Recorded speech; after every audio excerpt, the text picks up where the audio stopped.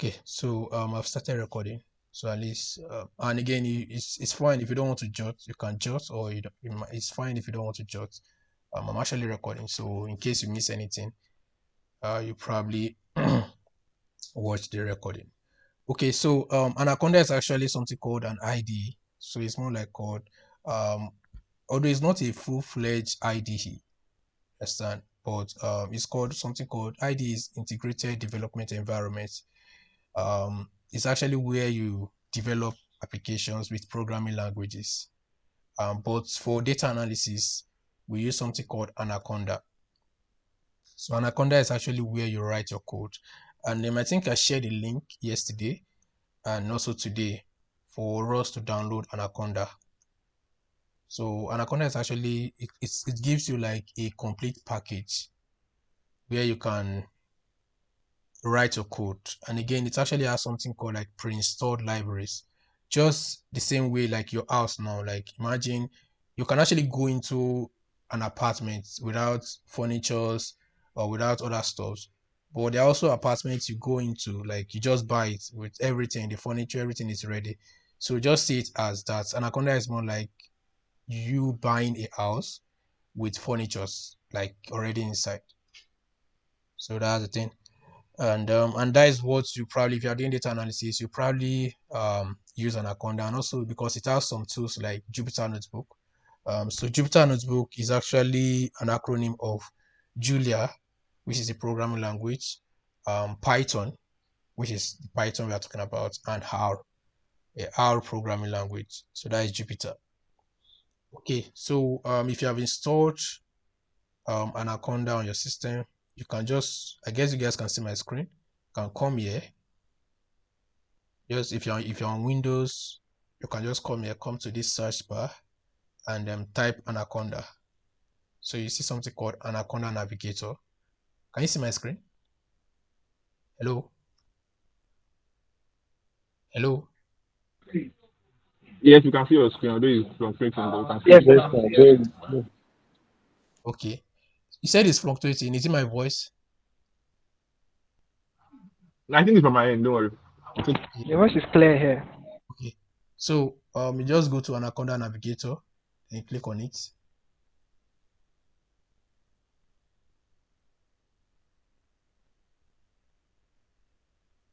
So it's still loading. It's still loading.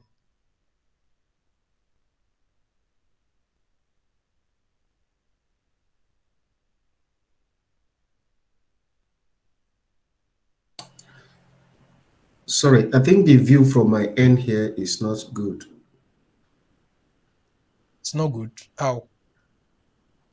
As in, I have so many duplication of the Yeah, so screen. many screens Okay, just yes, duplicate yes, to yes. duplicate them. Yes, it's because I'm actually not presenting anything. Like I'm not presenting something now. That's the thing.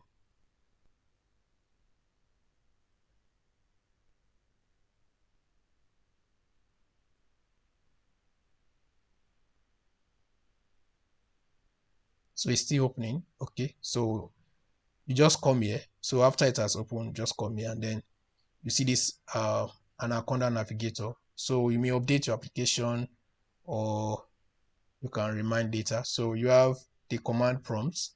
You don't need to worry yourself about all these stuffs here. We don't need. So VS Code is actually like a full-fledged IDE, and PyCharm too.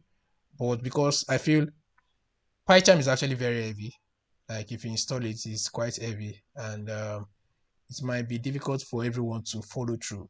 So I just feel it's good we use Jupyter Lab or Jupyter Notebook. So just the same way you have your notebook where you write stuff. So this notebook is also like an online notebook for you. So you can explain your code as if you're writing a notebook. Your title, you can title it. You can do a lot of stuff. So now you can just click on this to launch it. And then, yeah. So Jupyter Notebook actually opens everything on your system. Like it opens all the folders in the system. Like it's more like it gives you a directory, and everything on your system you can see it. So you can navigate to anywhere, you can navigate to any of the folders. So you have your desktop, like the same way, it just mirrors your system, your entire file system. You understand? So you come to your desktop, and then you have different, like these are the different folders on your system. You understand? So just like your normal folders, just like you can see it from Jupyter Notebook, and then you can create a folder. So you can create a new folder. So let's just create a new folder and call it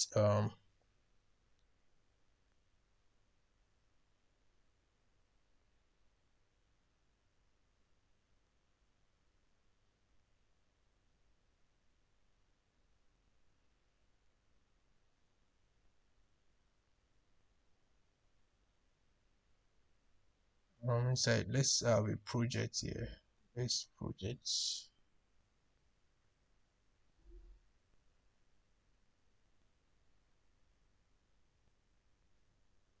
Okay, so it's actually opening. So these are the folders. So when you just click on new folder, you have untitled folders. So you can actually open this inside your project. You can open this inside your project, and then we can have a new folder. So you can just click on folder, and then you go down. When you go down, you see you have untitled folders, and then here it shows that you have created a new folder some seconds ago. So it shows the time you actually created all these folders.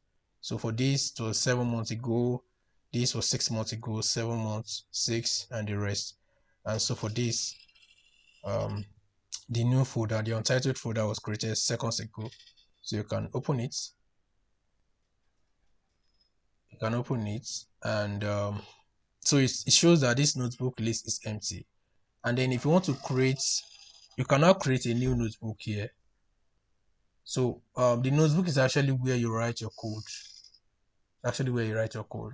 And then you just come here, new, and then click on Python 3.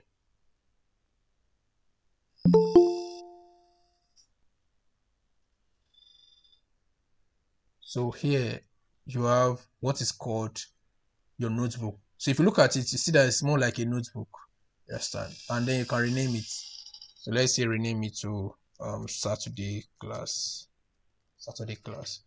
So you rename, and then it is like this, and the extension is .ipynb. So what's ipynb? It is interactive Jupyter Notebook. So why is it interactive? Is because you can interact with it. You can share your file with someone else, and then you can also interact with it, unlike the static mode of normal IDEs. So you have other IDEs like what's it called, VS Code, but VS Code is more for if you want to do web development, like maybe you want to develop a website or something like that. So so let's just create something here. So let's see hello.py. This is different from Jupyter Notebook. This is an IDE, and then you can use to write a code, but it might be difficult for you guys. That was the reason why I felt let's go with this Jupyter Notebook. And I feel any concept you learn here, you can actually translate it here. So this is not really interactive, you understand? Like you can't, let's try to compare and contrast. Look at this, you see that unlike this, now you have all these stuff. So you have a cell here. Here now it's just blank, right? So this is like a normal IDE, but this is Anaconda. This is an IDE for data scientists. This is an IDE for web developers that want to use Python or other programming languages. So for this one now, you can only run Python, R, or Julia on it. But for VS Code, you can run other codes. You can run Python, you can run R, you can even run Go, you can run Java, and the rest. So that's the difference. Okay. So so this is Jupyter Notebook, and you need to familiarize yourself with the interface. So familiarizing yourself with the interface. So you have the file, so you can create a new notebook, you can make a copy, you can save, you can rename. I've already renamed it. You can save and checkpoint. So when you save and checkpoint, it shows that okay, you are saving and you're like, okay, telling it that okay, this is where I actually stop. You understand? Because you can revert back. You understand? Just like a checkpoint. You know what checkpoint is? Like it shows that okay, this is where I actually stop. You can actually revert back to that same checkpoint. You understand? You can save a checkpoint. You see now you can revert to checkpoints. You understand? So if you look at this, it's showing last checkpoint. That means this is the last, like this is the last point, like a snapshot. You understand? Just think of it as a snapshot or a screenshot of what you are doing, you are currently doing. You can change back. So take for instance now, if the last checkpoint was 11:37, and then I made some modifications, and then I want to revert back. So now you can revert back, and then you can go back to the days or the time. So maybe you wrote a code and then something happened, and then you mistakenly wrote something. So you want to go back, or maybe you wrote some codes and it was very, very long, and then you realize that what you actually added is actually wrong. So instead of deleting all those stuff, you can just revert to checkpoints, and then you can print preview like this in Notebook. You can download it as HTML, PDF, as a Python file, as a PDF file. You understand? And then you can close and alt it. You understand? Okay, so the next one is edit. So the edit, you can cut cells, you can copy cells. If you are conversant with Microsoft Word, then these commands won't really be difficult for you to understand. So like cut, you know what cut is, copy cells, and so cells is actually like a container. Just think of it like a container. You understand? Just like a container, just like a room. So everything within this cell now, like everything lives inside this cell. You understand? You understand? So this is where you write all these stuff, all this code. Like this is cell. Okay. So then this is your view. You can toggle header. You can so toggle header. You understand? And then you can toggle toolbar. You can toggle header back. Toggle header. So these are the toolbars. This is the header. So you can remove it. But if you are just starting, I would advise you leave it, because most of what you'll be doing, you probably be coming here to do it. But as you advance in learning, you probably won't come here again. You probably be using shortcuts. Just the same way, if you're on Microsoft Word, instead of coming to the button to come and control and paste, you can just do Control V. You understand? So that's the thing. But for now, you probably would need to be coming here to learn, or coming here to check. So just understand it. Later on, as you advance, you won't need to come here again. And then you have something called you can also insert. You can insert a cell above, insert a cell below, and then you have what is called a cell. So you can run your cell, Control Enter, run cells, and select. So you can run a cell. We'll talk more about running cells and the rest. Then, so what is a kernel? So the truth is, your laptop or your phone actually has something called a kernel that interacts with the hardware and the software. So the truth is, when you type something, even on your phone, though it's just that nowadays we use what's it called, touch screen, and we don't really understand what's actually happening behind the scene. You understand? Because we just touch a screen and blam, everything has worked. So actually, what happens is the kernel is actually something that interacts with your hardware and the software. You understand? So it's kind of like a link. So when you type in something with your phone, what happens is you're actually interacting with the kernel. The kernel is actually what will transmit what you have typed to a command to the software, and then the software will automatically do something. Yesterday I was actually on YouTube, and I was watching a video, and I saw an ad. I tried, and then I just, after this, I think after 3 seconds you can skip it, and then when I just tap the skip button, I realized that the ad just disappeared, and I was like, wow. Though I'll be doing that, but yesterday it just struck me, and I was like, seriously, just tap something, just tap something on your screen, and then automatically, when you type something on your screen, the button is actually pressed on YouTube, and then the ad just disappears.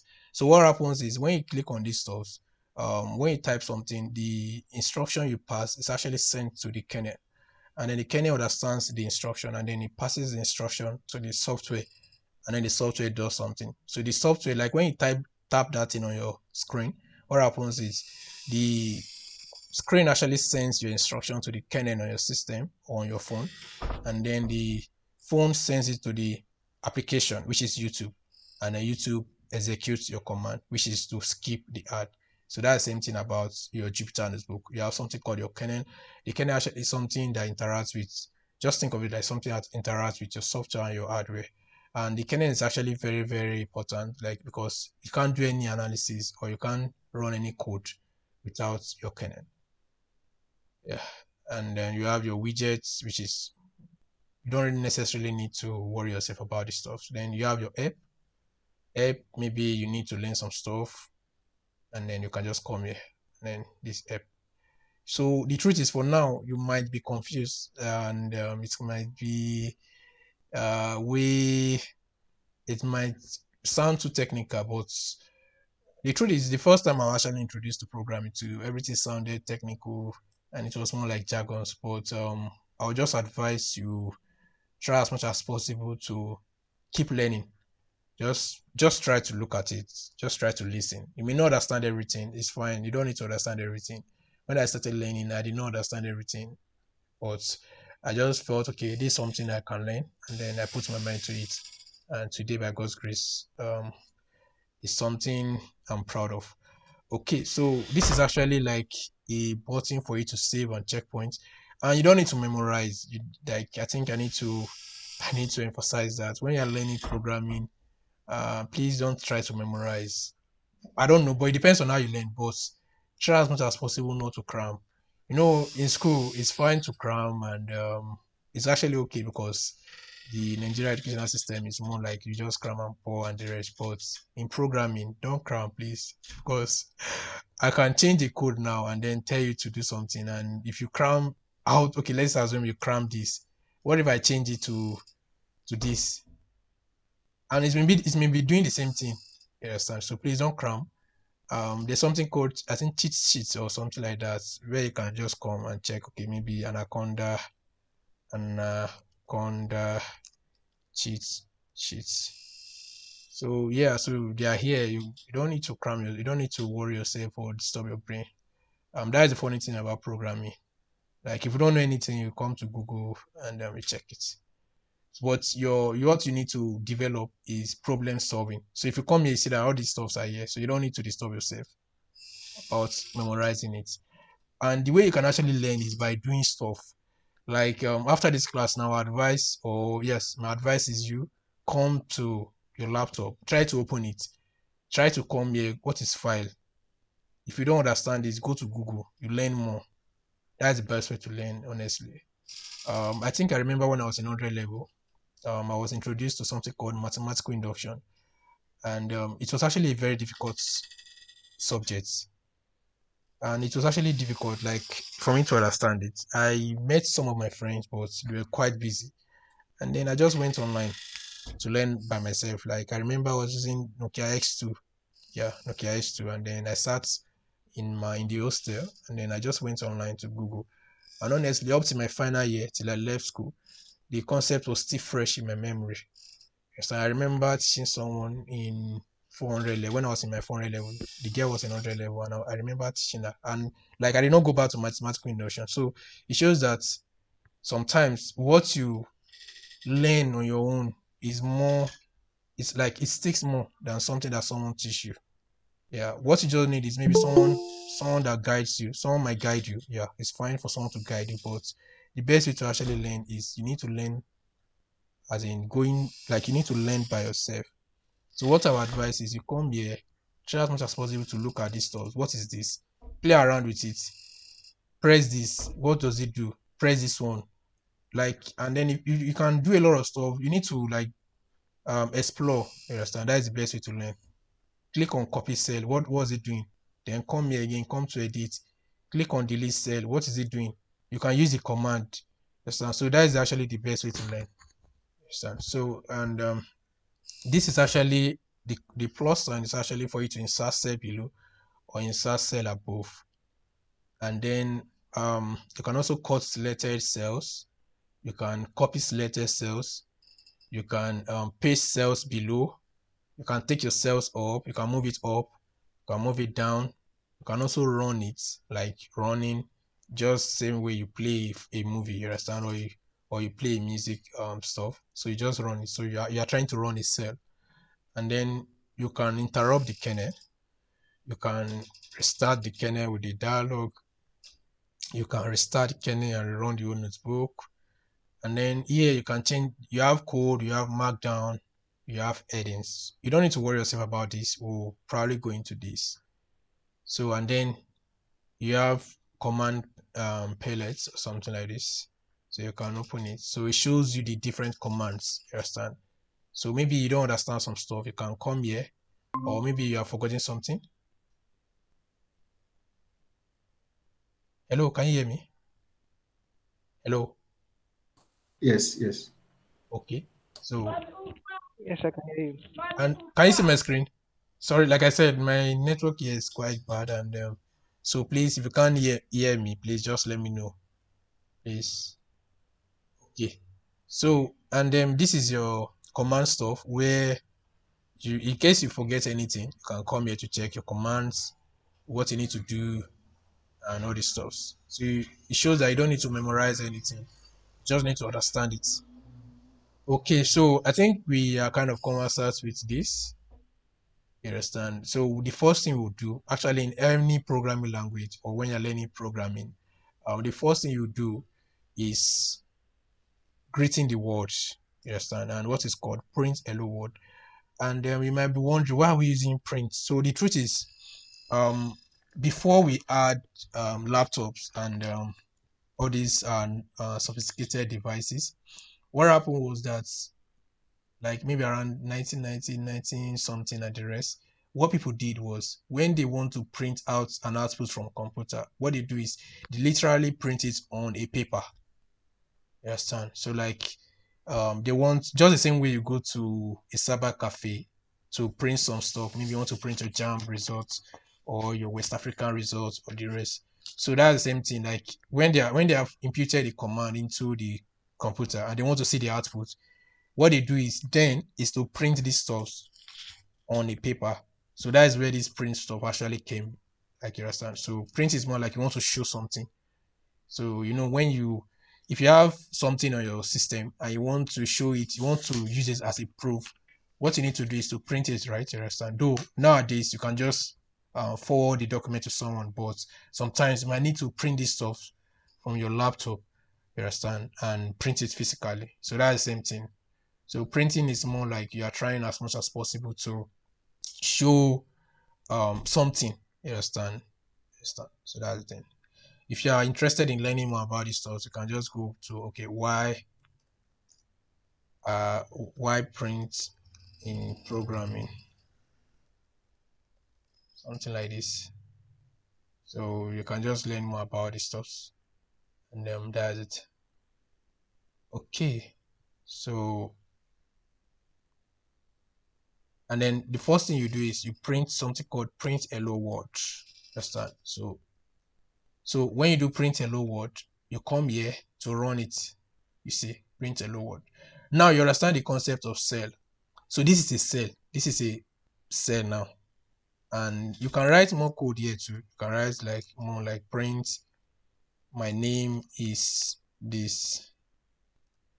So you see, print my name is this. So I want someone, how many of us are following with a laptop?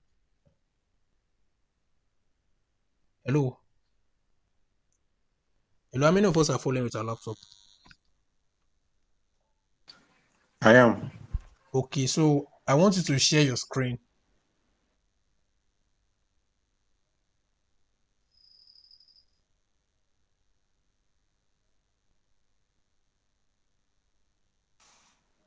So I want you to share your screen. Hello, And sir. Sorry, I'm following on the call on the phone, but practicing on the laptop. Sorry. okay, please, who is following with your laptop? Like you are using your laptop. It's quite, this will be I'm not. interactive. Nobody. Who again? But who is following with their laptop? Like you're using your laptop or you're using your laptop to join the call.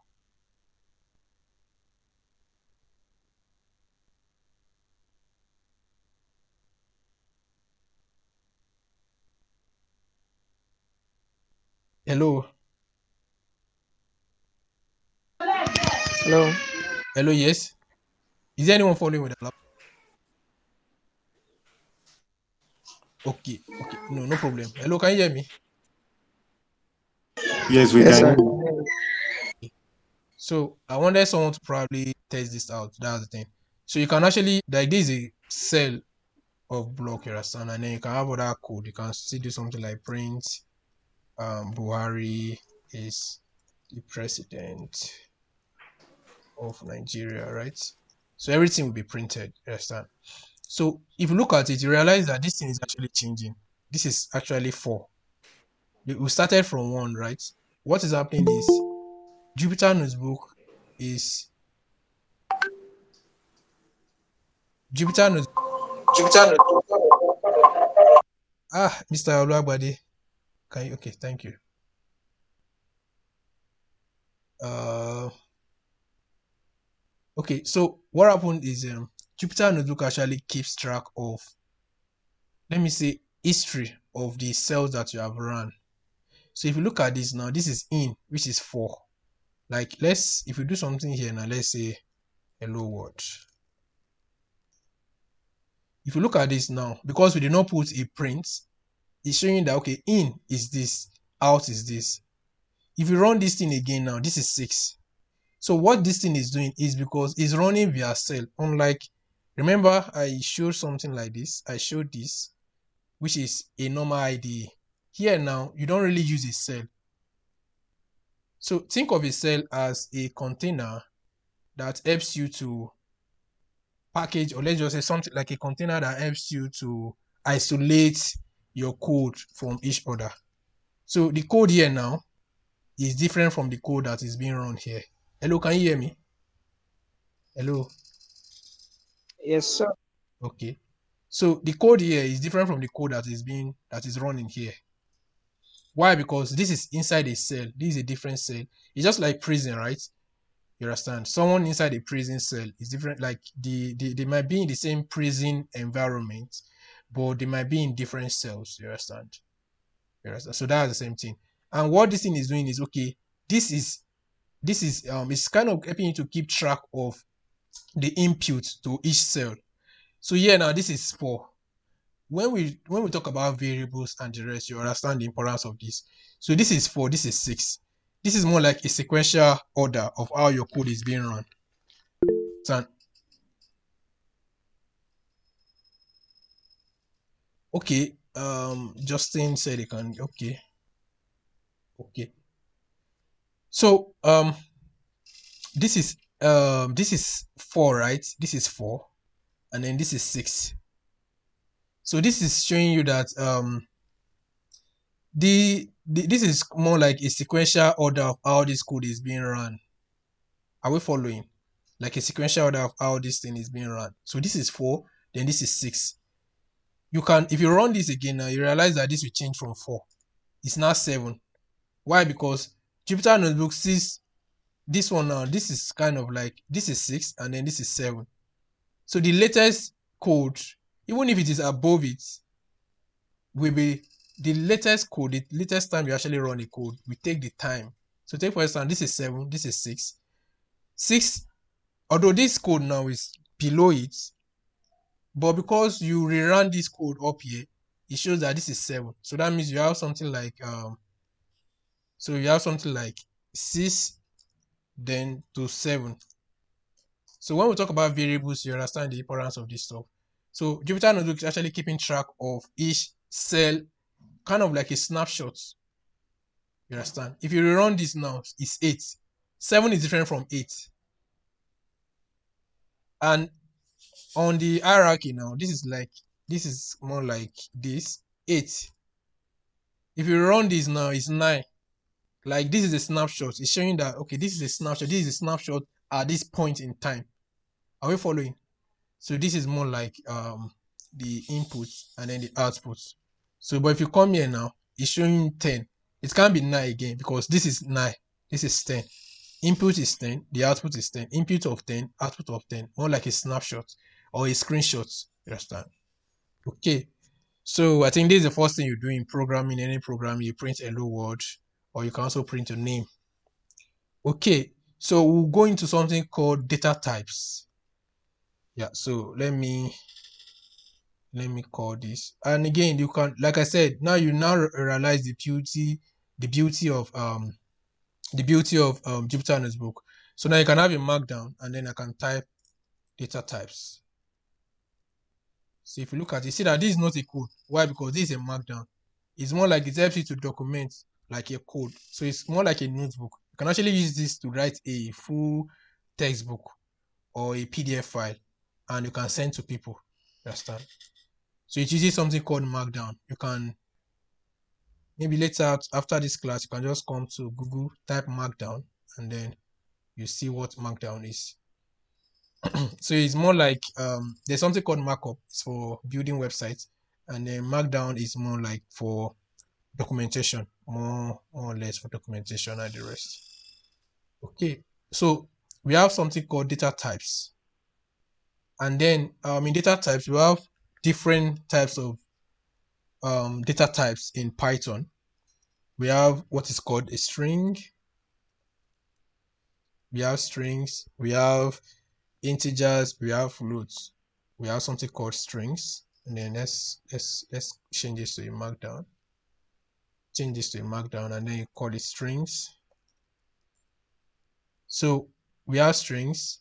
We also have integers. And then we have what is called floats. So let's change it to a markdown. So if you look at this now, you see now that there's a difference between markdown and code. Why? Because code, you run code. Markdown, when you write in markdown, if you look at it as changed to markdown, and then when you type anything, you realize that there's a difference. You are not seeing something like an in or out, because this is not a code.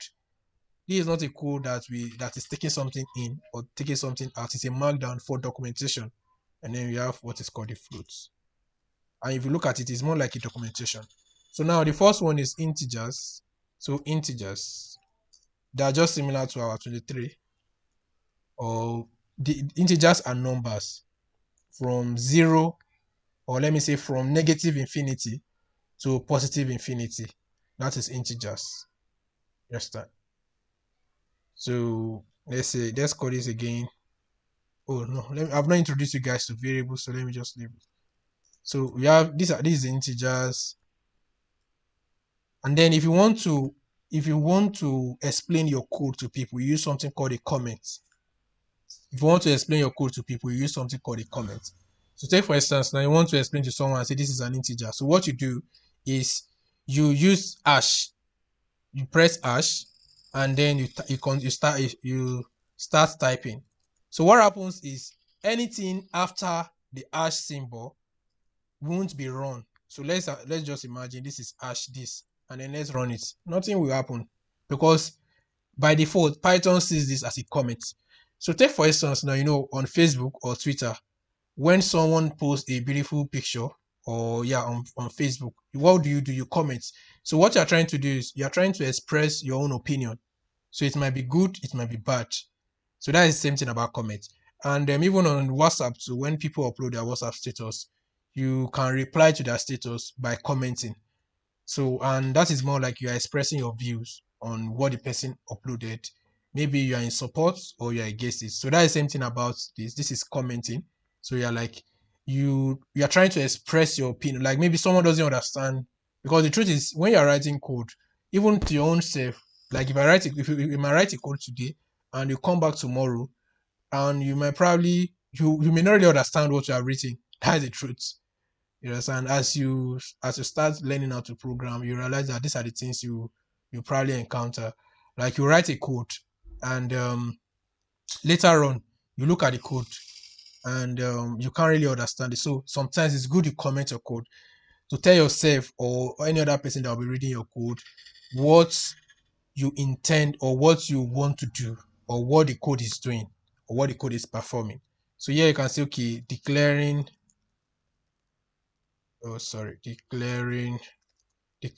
integers, and then you can just put it 23, 34, 45, 67,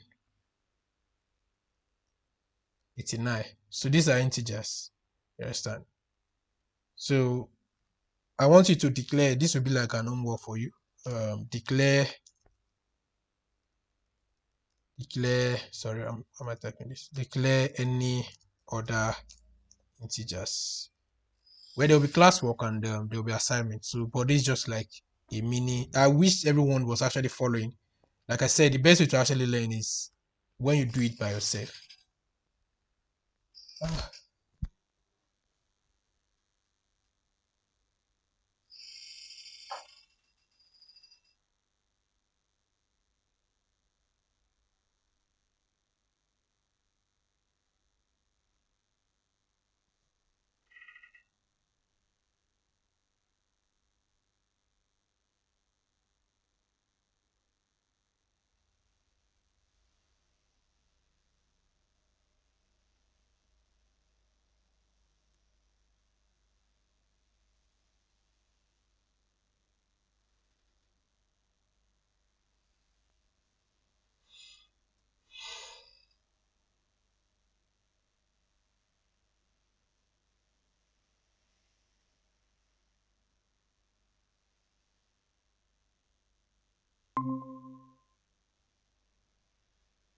Hello, everyone. Hello. Hello, good afternoon. Hello, sir. Yes, sorry, I actually had issues with my network. Like I said, my network is quite bad over here, and it's quite bad. Well, I'll just try as much as possible to manage. Okay, so yeah, please, where did I stop? Because I realized, where did I stop, please? You were explaining integers. Okay, yeah. So, integers are just like our numbers, you understand? Even our phone numbers. So you can have 080. Okay, but you can have 80 this. But you can't start with O. If you start with O, there may be an issue. You can't start your letters with, or you can't start your integers with 0. But like the numbers can range from 8. You can't start your number with 0, but you can have just 0 as integers. But you can't have other stuff to it, like maybe. Why? Because I guess the truth is, normally you don't really have something like 05, like it's 5, right? Though you can write 05 as 5, but in programming it's not like that. So it's better you just write it as 0, or if you want, you can just write 567. In mathematics, this is still the same thing as this, or in programming is actually different. So integers as like from negative infinity to positive infinity. So that's the thing. So like I said, this is like an assignment. You can declare any other integers that you know in your notebook. And like I said, the best way to learn is to try out anything you are introduced to. Like if you're introduced to integers, go back, even if you understand it, because the truth is programming can be deceiving, can actually deceive you. And let me just give you an instance. The truth is, you might watch a tutorial on programming, and to you, you might feel you are okay because you have already watched the video. But if you don't practice it, the truth is, you might go back home and you just feel you know it. But when there is a task for you to solve, you realize that, I know. So what I do most times when I'm learning, if I'm not writing, is I type. If the person is typing, I'm typing it. That's why I was thinking you guys will have installed Anaconda. Like, as I'm typing it, as the person is typing, I'm typing. So in case I run into an issue, if it's a live class, you can ask question, and then the person will easily put it through. So because you can watch a video, it's not like movie. The funny thing is you can actually watch a movie. You don't even need to jot down anything. And 10 years from now, you will still remember that how the movie started and how it ended. Well, programming is not like that, or like anything you're actually learning. Like learning is not like that because when you are watching a movie, it's more like it's actually to satisfy your conscience or probably to make you happy. But when you are learning, you won't be laughing learning. You understand? So I think there's a way our body just tries to repel what we don't really like. You understand? But if it's a movie, it will be easier. Even 10 years from now, you can describe, and that's the reason why it's good. Like people can actually describe movie 10 years from now, like from the beginning, without missing any scene to the end. But maybe let them explain a concept in mathematics, they won't be able to remember yours. So the best way to actually learn is you, as you're learning, you are doing something. Maybe the person is typing something, you type it also. Understand? So that is actually how I actually learned, and I feel it might be of help to you. That's the thing. Okay, so yeah, this is an assignment for you. Declare any other integers. You understand? So this is an assignment for you. Then let's go back to what is called um we also have what is called float. So float is similar to your decimals, you understand? So float is similar to your decimals. So let's say um so this is your float, and then you go to declaring floats. So why are they called floats? You need to understand, now let's assume you have 45.67. Actually, in the computer memory, you have something like this 000. So it keeps floating. You understand? It's not like to an average user, you're seeing 45.67. You're seeing 45.67. But to the computer, actually, the computer sees this as 00000. So it's more like it's floating. And if you look at floating, if you go to a swimming pool and you realize how things float, right? Like it continues, it's not stable. So that's the same thing here. Like the number continues, unlike integers that 89 is 89. You understand? 89 is 89, 67 is 67. So you need to be aware of this. Like floating numbers continues is just like continuous, so it continually floats, and that's the reason why it's called floating. Any question?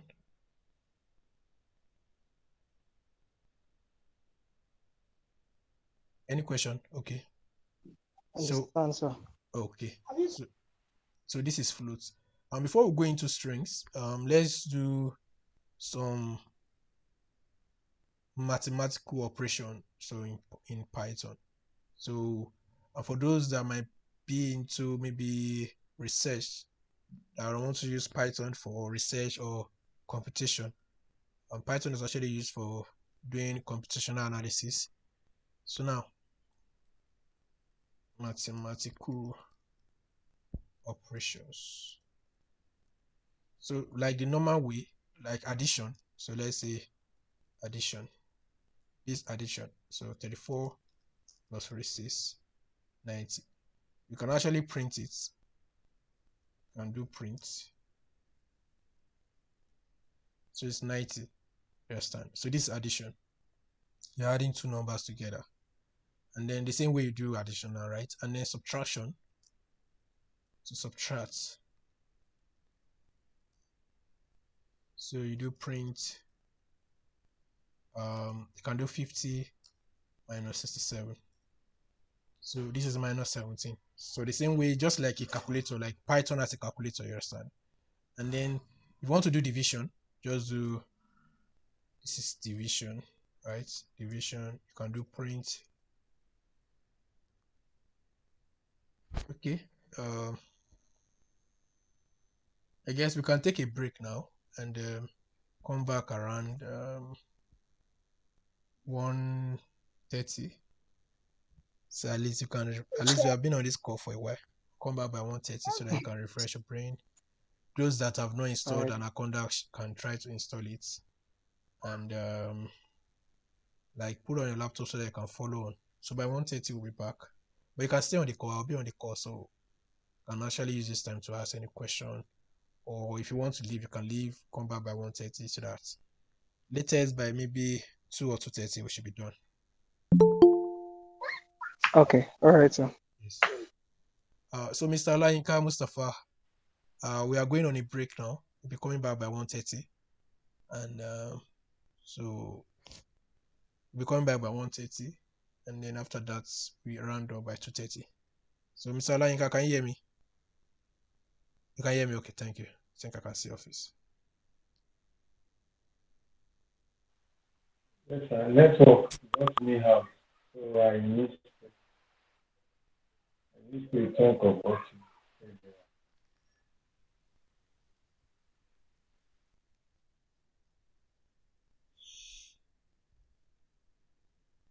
Okay, no problem.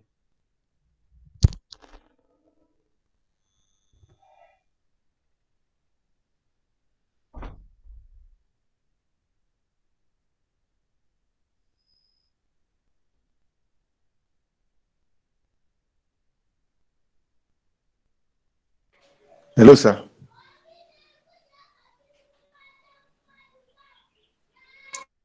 Hello.